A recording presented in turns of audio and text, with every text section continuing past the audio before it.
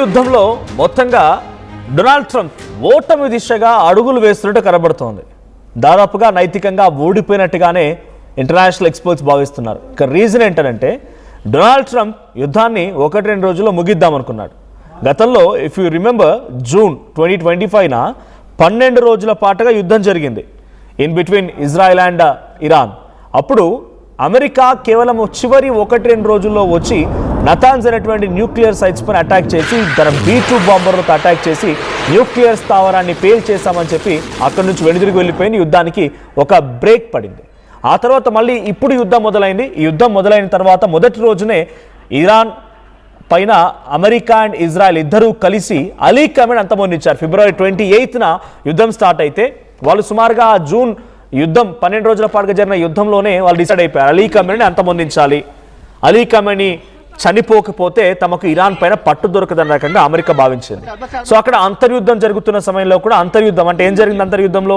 So Iranians అంతా కలిసి అలీ కమేనికి వ్యతిరేకంగా ఇంటర్నల్గా వాళ్ళు ఒక వార్కి తెరలేపారు. బికాస్ ఆఫ్ రియాల్ పడిపోవడం, అక్కడ కరెన్సీ పడిపోవడం, ఉద్యోగాలు లేకపోవడం, మోడర్నైజ్డ్గా అక్కడ దేశాన్ని డెవలప్మెంట్ చేయలేకపోవడం, టెక్నాలజీ పరంగా వెనుకడుగు వేయడం, తర్వాత ఇక హిజాబ్ లాంటి ధరించమని చెప్పడం, అంటే ఇస్లామిక్ రూల్స్ స్ట్రిక్ట్గా అమలు చేస్తోంది కాబట్టి ఎవరేం చేయలేకపోతున్నారు రకంగా అక్కడ కొన్ని అంతర్యుద్ధాలు జరగడం. మోస్ట్లీ లేడీస్ అంతా బయటకు వచ్చి హిజాబులు తీసి పడేశారు. అటువంటి అంతర్యుద్ధానికి కూడా డొనాల్డ్ ట్రంపే కారణమైనట్టుగా భావించడం. సో డొనాల్డ్ ట్రంప్ ఆ తర్వాత ఇక డైరెక్ట్గా యుద్ధ రంగంలోకి మొదలుపెట్టి అలీ కమేని అంతమొందించిన తర్వాత యుద్ధం క్లోజ్ ఇక అనుకున్నాడు. కానీ ఇరాన్ని తక్కువ అంచనా వేశాడు డొనాల్డ్ ట్రంప్. ఆ రకంగానే ఇప్పుడు ఇరుకున పడ్డాడు.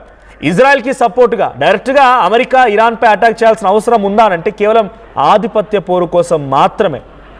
ఇద్దరి మధ్య ట్రేడ్స్ లేవు, ఇద్దరి మధ్య ఎటువంటి డైరెక్ట్ కాన్ఫ్లిక్ట్స్ లేవు, బార్డర్ షేరింగ్ లేదు, ఆర్మీ పరంగా కూడా ఎటువంటి థ్రెటన్స్ కూడా లేవు. కానీ ఎందుకు మరి యుద్ధం జరుగుతోందని అంటే కేవలం ఆధిపత్య పోరు కోసం మాత్రమే. ఇజ్రాయెల్కి ఇరాన్కి మధ్య యుద్ధం ఉంటే ఉండొచ్చు, బికాజ్ అక్కడ ఇజ్రాయెల్కి అటాచ్డ్గా ఉన్నటువంటి కొన్ని కంట్రీస్ సిరియా కానీ, లెబనాన్ కానీ, లేకపోతే ఆ దారి దగ్గర యెమెన్ హౌతీలు కానీ, సో హమాస్, హెజ్బొల్లా, పలిస్తీనా వేర్పాటువాదం, సో వీటన్నింటికి ఇరాన్ సపోర్ట్ చేస్తోంది. సో ఇరాన్ తమ సపోర్టర్స్కి సపోర్ట్ ఇస్తోంది. కానీ ఎక్కడ కూడా అమెరికాకు వ్యతిరేకం చేయలేదు. ఇజ్రాయెల్కి ఇరాన్ సపోర్ట్ ఇచ్చే వ్యక్తులు ఒక శాపంగా మారారు. అప్పుడు మీరు వీళ్ళకి సపోర్ట్ చేయడం మూలంగానే ఇజ్రాయెల్ పూర్తిగా నష్టపోతుందని చెప్పేటువంటి విధంగా ఇజ్రాయెల్ ఇరాన్పై అటాక్ చేసింది. ఇక్కడ ఎక్కడ అమెరికా ఇన్వాల్వ్మెంట్ లేదు, డైరెక్ట్ ఇన్వాల్వ్మెంట్ అమెరికా ఎక్కడ అవసరం కూడా లేదు. అమెరికాకి ఇరాన్కి యుద్ధం గతంలో ఎప్పుడో చాలా రోజుల క్రితం ఒక అంతర్గత యుద్ధంలో భాగంగా వాళ్ళు బద్ధశత్రులుగా మారిపోయారు. ఓకే, బహుశా ఇది జరిగిన తర్వాత అంటే ఆ ఇన్సిడెంట్ జరిగిన తర్వాత కూడా మేబీ 10వ ప్రెసిడెంట్ సుమారుగా ఒక 8వ ప్రెసిడెంట్ అనుకుంటా ట్రంప్. అంటే చాలామంది ప్రెసిడెంట్లు పోయారు, జో బైడెన్, బరాక్ ఒబామా, ఇంకా చాలామంది ప్రెసిడెంట్లు ఉన్నారు అమెరికాకి. వాళ్ళు ఎవరెందుకు ఇరాన్పై అటాక్ చేయలేదు? ఎందుకు అమెరికా డొనాల్డ్ ట్రంప్ మాత్రమే అటాక్ చేస్తున్నాడు? Because he wants to create some history. ప్రపంచ దేశాలు తన ఆధీనంలో ఉండాలి, తన కంట్రోల్లో ఉండాలన్న రకంగా ప్రయత్నం చేస్తూ డొనాల్డ్ ట్రంప్ చేసినటువంటి ప్రయత్నమే ఈ యుద్ధం. ఈ యుద్ధంలో ఇరాన్ పైన 1-2 రోజుల యుద్ధాన్ని ముగిద్దామనుకున్న డొనాల్డ్ ట్రంప్ తిరిగి బెడిసికొట్టింది. అది ఇరాన్ దగ్గర కూడా అదే స్థాయిలో మిసైల్స్ ఉన్నాయి, ఇరాన్ కూడా దాడి చేయగలుగుతోంది. ఇరాన్ దగ్గర మీరు నమ్మరు 12 లక్షల మంది సైన్యం సిద్ధంగా ఉన్నారు. వీరితో పాటుగా మరో 10 లక్షల మంది, 10 నుంచి 12 లక్షల మంది సామాన్య జనం కూడా మాకు నేర్పించండి యుద్ధంలో ఎలా పోరాడాలో, మేము సైతం వస్తామని చెప్పి వారంతా సిద్ధపడిపోయి మొన్నే జాయిన్ అయినట్టుగా మీరు వార్త కూడా చూసే ఉంటారు. 10-12 లక్షల మంది దేశవ్యాప్తంగా మా ప్రాణాలు పోయినా పర్లేదు, మా దేశాన్ని మనం కాపాడుకుందాం, సో మేము కూడా వస్తామన్నట్టుగా 25 ఇయర్స్ లోపున్న పిల్లలే వారంతా యుద్ధంలో చేరిపోయారంట. వాళ్ళంతా ఆర్మీ శిక్షణ పొందుతున్నారంటే ఇప్పుడు ఓవైపు యుద్ధం జరుగుతున్నాం కానీ ఇంకోవైపు వారందరికీ శిక్షణ ఇస్తున్న ఇరాన్, IRGC. సో ఇటువంటి సిచ్యువేషన్లో అమెరికా అధ్యక్షుడు డొనాల్డ్ ట్రంప్ ఏమనుకున్నాడంటే యుద్ధం ఆగిపోతుంది, యుద్ధం అయిపోయింది, వాళ్ళంతా కోల్పోయారు, వాళ్ళ దగ్గర యుద్ధ సామాగ్రి లేదు, ఆర్మీ లేరు, వాళ్ళ రాజే లేడు, అలీ కమేని చనిపోయాడు అనుకున్నారు. అలీ కమేని పోతే ముస్తఫా కమేని వచ్చారు. అక్కడ అమెరికా ఇరానియన్ చీఫ్ ఆఫ్ స్టాఫ్ని అంతమొందిస్తే ఇంకొక వ్యక్తి వచ్చారు. సైన్యాన్ని అంతమొందిస్తాం అనుకుంటే సైన్యం తర్వాత ఇంకొకరు వచ్చారు. రాడార్ సిస్టమ్ డిఫెన్స్ పూర్తిగా కుప్పకూలుదామనుకుంటే రష్యా సపోర్ట్ ఇస్తోంది. స్ట్రైట్ ఆఫ్ హార్మోజ్ని విడిపిద్దామంటే వాళ్ళు ఇంకా పటిష్టంగా దాన్ని పట్టుకొని ఉంటున్నారు. సో ప్రతిసారి అమెరికా ఇరాన్పై పైచేయి సాధిద్దామన్న ప్రతిసారి కూడా కొంత విఫలమవుతూనే వస్తుంది.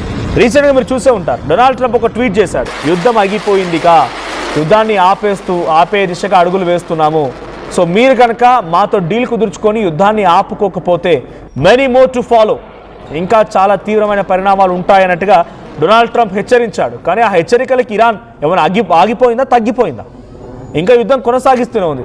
Latest example, very perfect latest మీకు అర్థం అవడం కోసం చెప్పే ఎగ్జాంపుల్ ఏంటంటే, టెహరాన్ నుంచి, ఇరాన్ రాజధాని టెహరాన్ నుంచి కరాజ్ వైపుగా వెళ్ళేటువంటి ఒక బ్రిడ్జ్, అది ఆ B1 బ్రిడ్జ్ చాలా ప్రతిష్టాత్మకంగా తీసుకొని కడుతోంది ఇరాన్. ఆ బ్రిడ్జ్ని అమెరికా దాన్ని కూల్చేసింది మాత్రం ఊరుకుందా? మరుసటి రోజే ఇరాన్ పైన ఏదైతే గగనతలం పైన అమెరికా యుద్ధ విమానాలు ఎగురుతున్నాయో వాటిని పేల్చేసింది. ఏ10కి సంబంధించినటువంటి ఆ వార్తాగ్ అనేటువంటి ఇంకొక యుద్ధ విమానం రెండింటిని పేల్చేసింది. ఒక బ్రిడ్జ్ దగ్గర 8 మంది చనిపోతే వీళ్ళ వైపు నుంచి అదే స్థాయిలో మరణాలు సంభవించే విధంగా ఎయిర్ క్రాఫ్ట్ను కుప్పకూల్చే విధంగా ప్రయత్నం చేసింది. సో మరణాలు సంభవించకపోవచ్చు, కానీ ఒక పైలట్ని పట్టుకోగలిగింది, క్యాప్చర్ చేయగలిగింది, 2 యుద్ధ విమానాలను కూడా సక్సెస్ఫుల్గా పేల్చగలిగింది, స్ట్రైట్ ఆఫ్ హార్మోజ్ని మరింత పటిష్టం చేయగలిగింది.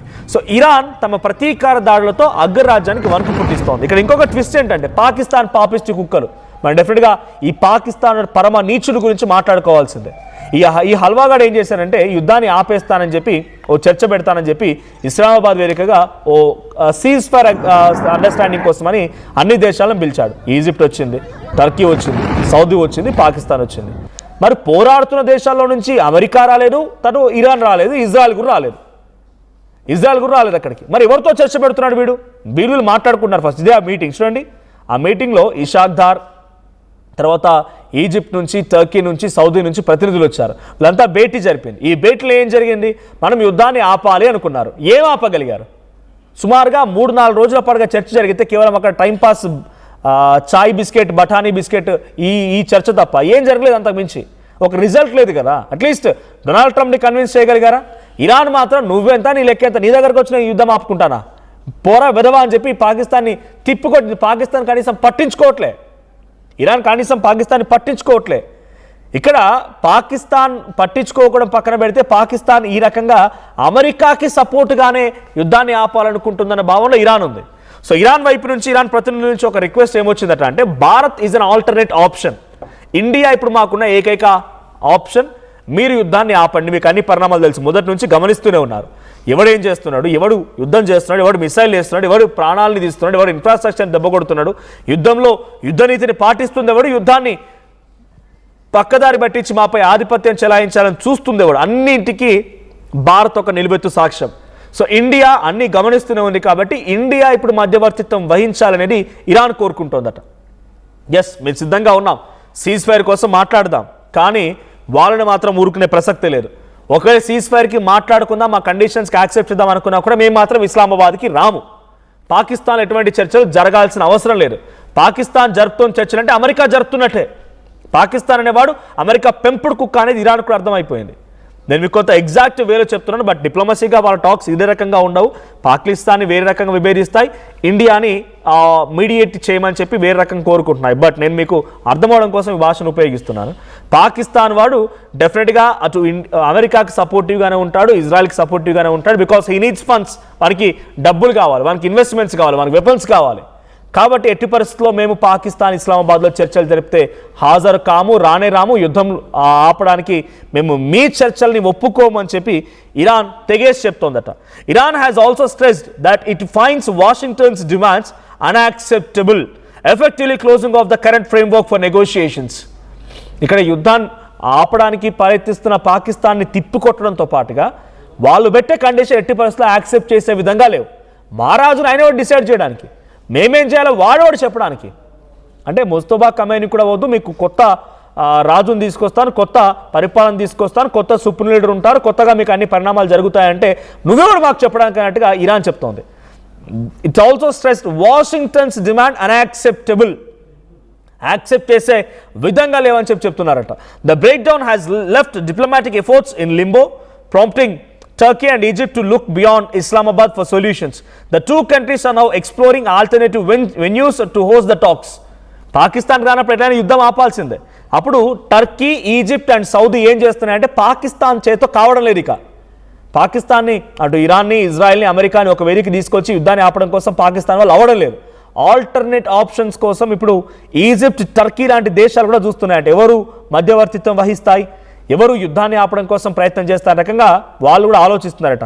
With Qatar and Istanbul emerging as the leading candidates to salvage with what remains of the ceasefire push.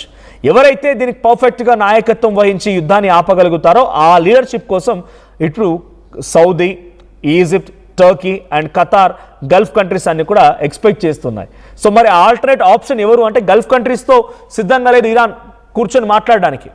అంటే ఇజ్రాయెల్ దగ్గరికి అంతకంటే వెళ్ళదు. పాకిస్తాన్ వద్దంటోంది. రష్యా, చైనా కూడా వాళ్ళకి సపోర్టర్స్గా ఉన్నారు కాబట్టి రష్యా, చైనాలో మీటింగ్ పెడదామంటే ఇటు అమెరికా కానీ ఇజ్రాయెల్ కానీ యాక్సెప్ట్ చేసే పరిస్థితి ఉండదు. బికాస్ మీకు తెలిసిందే రష్యా అండ్ చైనా ఇండైరెక్ట్గా ఇరాన్కి సపోర్ట్ చేస్తున్నాయి. సో కంప్లీట్ న్యూట్రల్గా మొదటి నుంచి గమనిస్తున్నటువంటి ఏకైక దేశం ఇండియా మాత్రమే. So India could be the alternate host to make the cease fire.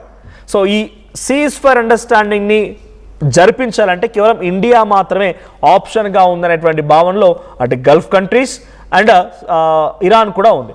మరి దీనికి అమెరికా, ఇజ్రాయెల్ యాక్సెప్ట్ చేస్తా. Israel of course a good friend of India. Israel of course మంచి మిత్రత్వ దేశం ఇండియాతో ఉంది. సో ఇరాన్ ఇండియాను నమ్ముతోంది. ఇజ్రాయెల్ కూడా మధ్యవర్తి వహించడానికి ఇండియాను ఆప్షన్గా కనుక చూసుకుంటే ఇండియా ఈ యుద్ధానికి ఆపడానికి అవకాశం ఉంటుందా చూడాలి. మరి ఏం జరిగిద్దో. ఇండియా గవర్నమెంట్ కానీ మన ప్రధాని మోదీ కానీ ఆ దిశగా ప్రయత్నం చేస్తారో లేదో తెలియదు. బట్